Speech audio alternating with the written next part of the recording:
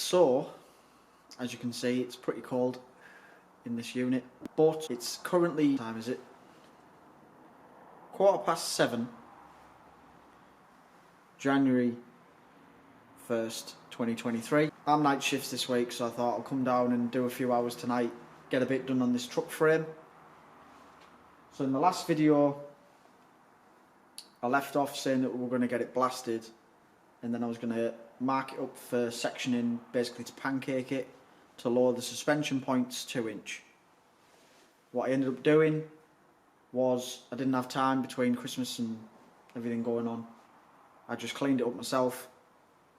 I'll show you the process anyway, but yeah, it's not been blasted, to put it that way. But I had a massive mental wall with doing this subframe. It turned out to be a bit more complicated than I thought it was, and me being me, I just wanted to make it as good as I possibly could, so it took me about 8 hours to mark the thing up properly, how I was happy with it. So I'll show you the process I ended up going with and the way in which I've marked it up, just in case anybody else is doing the same thing and wants to use this method. I found it to be quite good, quite accurate. Well, I'm saying that I haven't cut it yet, but yeah, it seems to have come out. I'm happy with how it's come out, or how the markings come out. So yeah, this video will be cutting. I'll show you how I've marked it up. We'll cut it, sit it down, and start welding it back to being a one-piece thing. So we'll spin the camera around and I will show you the process of how I've sectioned my 1979 C10 subframe down. Right, so hopefully you can see that. So you can see this here, from that line to the bottom of the frame, that's 2-inch. From that line to that line is 2-inch. And then you've got your angle in between that I've tried to mimic to be the same either side. So obviously that's the back, and that's the front. So you've got 2-inch section marked up, 2-inch section marked up. And then you've got your straight lines for where your frames goes onto your frame rails. So what I did, as you can see, I've cleaned the metal up and blued it. So this is, I used engineer's blue, which is this stuff. It's just like a paste, but it's very colourful. So if you do use this stuff, try and use gloves, or if you're going to use it, just make sure you there you go, look, I've literally touched the lid. Make sure you're not wearing anything that you don't want to get blue marker on. So you clean the metal up, you blue it, and then what I did was I had this little stand. So I put the scribe, so I used this stand with a scribe in it and basically marked off. So I'd take a reference from the top, come down a bit, mark it, because this is flat, so you want to be using a fairly flat table. I also put a level on these to make sure that they were flat, just to sort of make it a bit more accurate. But using this, you just run it across it to scribe your line. It doesn't take a lot to mark this blue stuff, so as long as your thing's sharp, it'll leave a mark. Keep it as flat to the table as you can and just mark it. And then I did the same on that side. And then using a set square with a ruler, so make sure that your ruler's sat flat on the table. Take a reference of what height you're at with your pointer, minus or plus, whichever way you go in from bottom to top line, 50mm. And then mark again, 50mm below that, 50mm below that. And then what that does is that gives you your drop, so that sets your gives you your 2-inch section that you're taking out. You do that on that plane and this plane. So you do the same, top, both sides, and in the middle, both sides. And then all I did was mark out, measured from this line, which is parallel to this face here. So these two, I use these two bolt holes as references for this, for that straight edge. Measure from here down using a set square or 2 pieces of straight stock, just however you can get it best. And then I measured from that line so far across, from that line so far across, and then you can measure from the centre out so far, centre out so far, and then you use those points to go between with a straight edge to get it somewhere. And it's hard to get that line perfectly straight because everything's got like a curvature to it. But if you're careful, you can get like a decent sort of parallel line. And yeah, I'm happy with how that's come out process wise, and I've measured it all and it all seems to add up properly. So I was really bothered about getting the sections where the degrees meet. They need to be above each other, so when you drop it there's no step over, so like that degree will perfectly meet that degree when it's dropped, if you know what I mean. So that was the hardest thing for me, was getting my head around that. So yeah, that's just how I did it. But we still got to cut it, so hopefully I don't make all this work a total waste of time. So let's get the grinder out.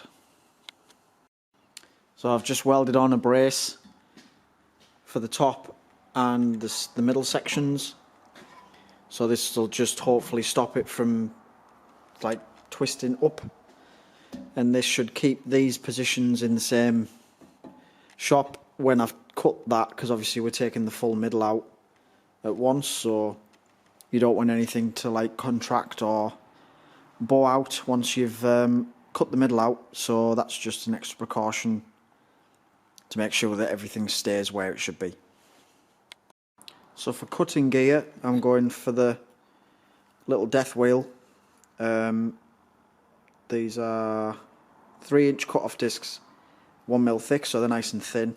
And then I've got this just in case I need. I don't think I'll use that because I can't really see any big section. Maybe here, maybe along that edge, that might be better for using there. But for the most part, I think it'll be a job for this little death wheel.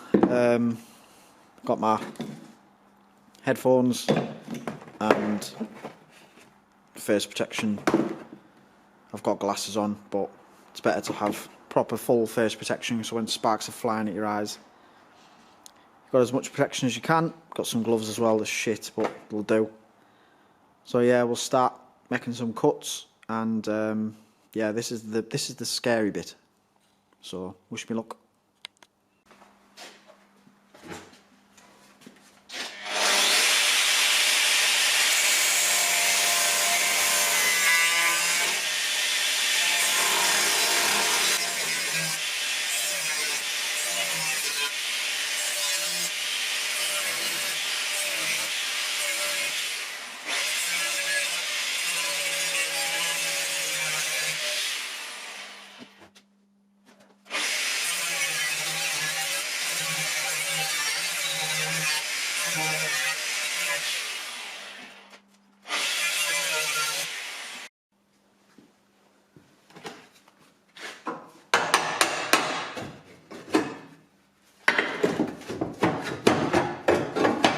Go.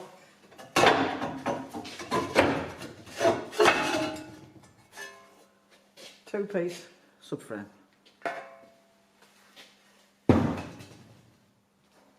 So now the top's off, you can start taking this 50mm out, and then that's what's going to bring the top down. So when we've cut that out, that should just fall back on with minimal patching, And we'll obviously have to build the uprights back in, but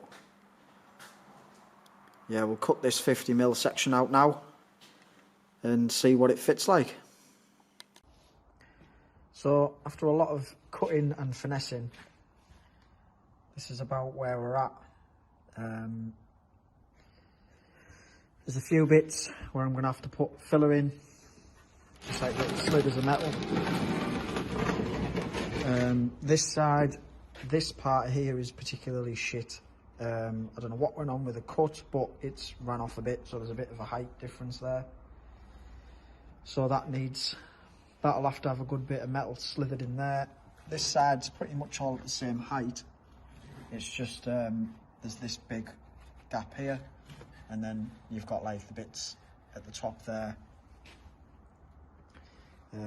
But yeah, I think as far as I could be here for weeks trying to get it sort of like cut little bits away and get it all absolutely spot on, but I don't think it needs it. I've put a level on here and here, across and that way, to make sure that that's flat when it's sat where I want it, and it is. I've used this as a reference. So yeah, this should be somewhere near ready to start tacking up and then just filling in all the gaps. So yeah, I'm happy-ish with it. It could have gone together better, but it is what it is with something like this. They all require a bit of finessing. So unless you're going down the route of just fully making a brand new piece out of CNC cut metal, this is about as good as you're getting. I'll get it all set up exactly where I want it, put some tacks on, and see where we're at from there. There we go. First two little slugs of weld laid down, so I'm just going to double check everything now, and then I can start going to town on the welding. So yeah, let's go. So now I've put some decent welds on to hold it all in. I've started doing the patches. So obviously I've got that gap there, so I've just made this little piece. I've basically used the offcuts from the frame, so it's the same thickness material, and I'm just making little insert parts to fill the gaps. This side's done. This was the side with the bigger gap, so that's all filled in now. That's got like a nice, it's basically got that again in there. So yeah, that's basically, that's the process for that. I've just got to put like a good chamfer on these edges, on the frame's edges, just to let it, make sure it penetrates. Take a bit out of that lip there, just so it grabs right into the edge. But yeah, that's pretty much the gist. You just make little patch panels for the bits that didn't meet up, so I have to make little ones for there, and obviously these 2-inch uprights. Finish weld it, and then grind all the welds back. That should be it. It's coming along. Last patch panel. So it's just to fill this little gap at the back of the frame, and that just sits in there like that. So most of the other bits are in, so I've got them bits all filled up. Most of the other side's done as well. Just gotta grind back the welds and see where there's any gaps. But this is the last patch panel, and then I might try and weld it from the back if I can. Oh sorry, I still need to do these. But if I can, I want to weld this back on the back side. Usually I wouldn't, but with the fact that we're putting a 500 kg Cummins diesel in it, I want this to be as strong as it could possibly be. So yeah, we'll get this blasted in and move on to these side bits. I'm sure you all know how to do this, but just use this piece of cardboard for a template to get this panel made up. So we've got pen marks there and pen marks on that side, if you can see. And then I've obviously gone as far as I can on that underneath to get the line across the top. And then you're left with that. So we can transfer this to our sheet metal, chop it out, job's good. Got the upright in, so it's just somewhere near the shape. So I've got my Irwin clamp holding it on, and I've run some tacks on it. And yeah, just get it fitted up. Starting to look pretty good. Got the other side made. So it's quite a nice little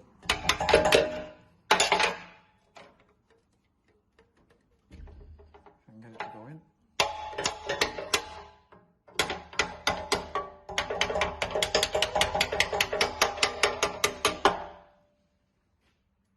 There we go.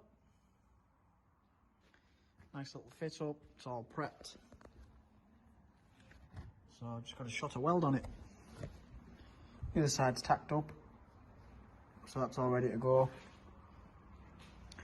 But yeah, happy with that. So we'll shot some tacks on it.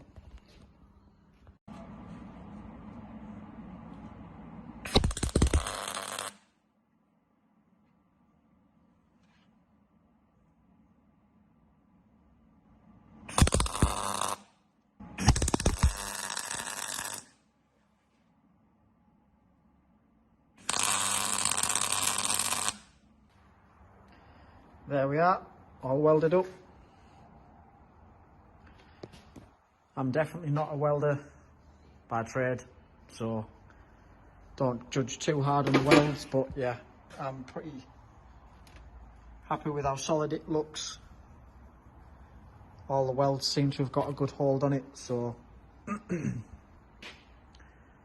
yeah, I suppose next thing is to see if it still fits the truck, because obviously it's got to go between the two mounting points, so we'll check that it goes in, and then I can start cleaning all the welds up, just grinding it back a bit. It's all going to get powder coated anyway, but I may as well clean it back a bit and maybe have a go at doing some of the welds on the back.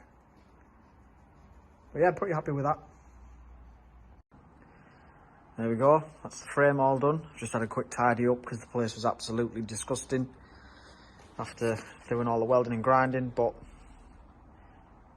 just knock the welds back a bit just to smooth it off a bit. You probably won't be able to tell they're there when it's all powder coated and whatnot, but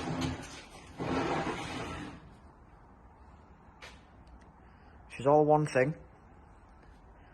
So now we're going to put that in the frame, and then we can start looking at putting the big old Cummins in there and making it chooch and making it fit and all that sort of stuff. So we'll put this on the frame.